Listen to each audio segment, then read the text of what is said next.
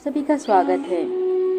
वैसे कार्तिक माह की पूर्णिमा के अगले दिन के अवसर पर हम आपके लिए कार्तिक माह की पूर्णिमा के अगले दिन यानी प्रतिपदा, जिसे हम पड़ावा कहते हैं, उस उपलक्ष्य में हम आपके लिए महत्वपूर्ण कथा चीड़ा व चीड़ी की कहानी लेकर आए हैं।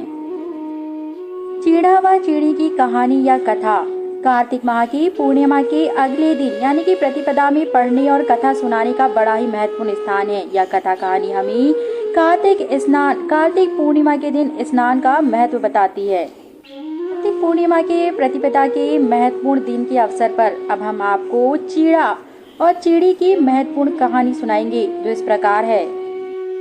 एक बार की बात है, 4 चिड़ियां थी। वहां चारों ही कार्तिक का स्नान करती थी। पड़ावा यानी प्रतिपदा के दिन उन्होंने सोचा कि खिचड़ी बनाते हैं। सभी ने मिलकर घी, चावल तथा दाल का जुगाड़ किया। खिचड़ी बनाई। सबने सोचा कि पहले नहाकर आते हैं, फिर खिचड़ी खाएंगे। पहले एक चिड़िया नहाकर आ गई, बाकी नहीं आई। उसे भूख लगी तो उसने खिचड़ी की भाप खा ली। दूसरी चिड़िया आई तो उसे भी भूख लगी थी, उसने खिचड़ी का पानी पी लिया। तीसरी चिड़िया आई तो उसने खिचड़ी खा ली। चौथी चिड़िया ने खिचड़ी की खुरचन खा ली। खाने के बाद चारों मर गईं। जिस चिड़िया ने भाप खाई थी वह राजा के घर राजकुमारी के रूप में पैदा हुई। जिस चिड़िया ने खिचड़ी का पानी पिया था वह कुम्हार के घर पैदा हुई। जिसने खिचड़ी खाई वह ब्राह्मण के घर में जन्म लेती है, और जिसने खुरचन खाई वह हथनी के रूप में जन्म लेती है। कुम्हार की लड़की राजा के यहाँ दासी बन गई। ब्राह्मण की लड़की राजकुमारी की सहेली बनी। हथनी भी राजा के यहाँ आ गई। राजकुमारी बनी चिड़िया को पिछले जन्म की सारी बातें याद थी। कुमारी का विवाह हुआ तो उसने राजा से कहा कि मैं अपने साथ इस दासी और अपनी सहेली को भी ससुराल ले जाऊंगी। तो राजा ने कहा ठीक है, ले जाना। राजकुमारी फिर भी नहीं गई तो राजा ने पूछा।